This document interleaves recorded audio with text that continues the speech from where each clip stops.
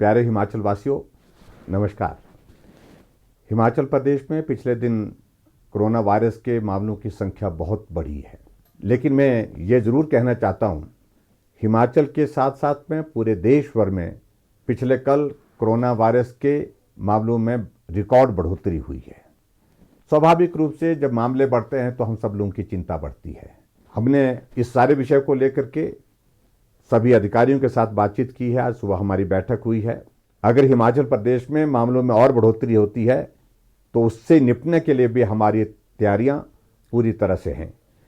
इसमें आपको बहुत चिंता करने की आवश्यकता नहीं है।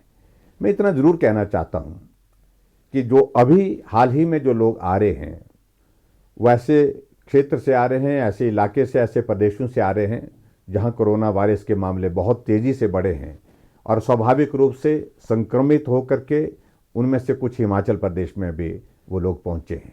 हमने आज सभी डिप्टी कमिश्नर्स और सभी एसपी के साथ वीडियो कॉन्फ्रेंस के साथ विस्तार से चर्चा की है, बातचीत की है तैयारियों के सिलसिले में।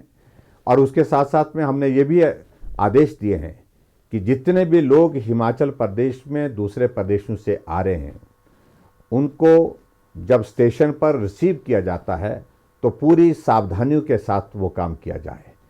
हम चाहते हैं कि कोई भी हमारा कोरोना वॉरियर, चाहे वो डॉक्टर है, चाहे पैरामेडिकल स्टाफ है, चाहे हमारा सफाई कर्मचारी है, चाहे हमारा पुलिस कर्मचारी है, कोई भी उस संक्रमण का शिकार नहीं होना चाहिए। ऐसी परिस्थिति में जो भी व्यवस्था करने की आवश्यकता है उस व्यवस्था को करने के लिए सभी अधिकारियों को आदेश दिए हैं। और मैं इस बात को ज़रूर कहना चाहता हूं कि आने वाले समय में हो सकता है कुछ बढ़ोतरी और ज़्यादा हो, लेकिन फिर भी चिंता करने की आवश्यकता नहीं, क्योंकि ये लोग सीधे हम गांव में नहीं भेज रहे हैं। इन लोगों को इंस्टीट्यूशनल क्वारंटीन की सुविधा में हम कुछ दिन तक रखेंगे। जब इनका टेस्ट हो जाएगा, टेस्ट होने के बाद जब हम आश्वस्त हो जाएंगे कि इनको कोरोना का वायरस नहीं है, ऐसी सूरत में ही उनको अपने अपने गांव जाने की अनुमति होगी। दूसरी तरफ से मैं आप सबसे भी इस बात के लिए निवेदन करना चाहूँगा कि एहतियात और जो परहेज़, जो बातें हमने आपके साथ पहले भी की हैं, उन बातों पर ध्यान रखें। मेरा उन सभी भाई बहनों से, उन बच्चों से जो हिमाचल प्रदेश में इस संकट के दौर में दूसरे प्रदेशों से आ रहे हैं, अपने घर पहुंचने की उनकी बहुत इच्छा होगी स्वाभाविक रूप से। मैं उनसे निवेदन करना चाहूँगा कि वो भी हिमाचल प्रदेश में आने के पश्चात तमाम जो सारी बातें जो आवश्यक हैं कोरोना वायरस से सावधानियों की दृष्टि से, उनका पालन करें।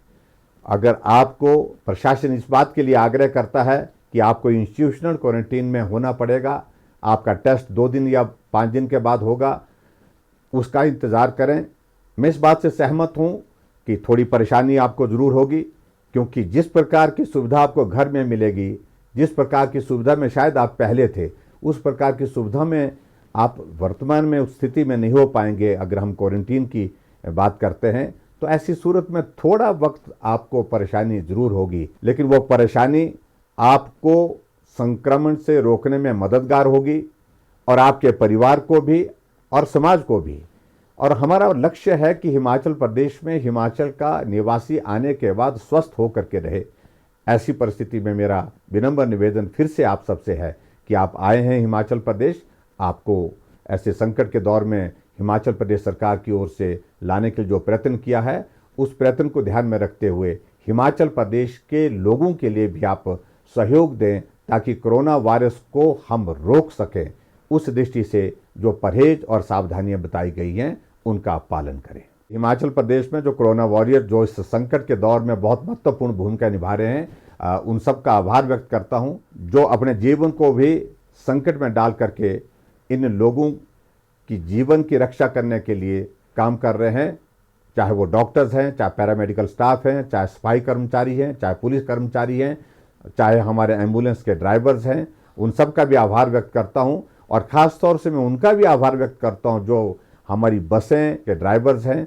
इन बच्चों को, इन लोगों को लाने ले जाने में जो है मदद कर रही हैं, उनका भी मैं आभार व्यक्त करता हूं, क्योंकि आप सबके सहयोग से ही हम आगे बढ़ सकते हैं, हम इस लड़ाई को लड़ करके जीत सकते हैं। इसके लिए आप सबका बहुत बहुत आभार, धन्यवाद, नमस्कार, जय हिंद।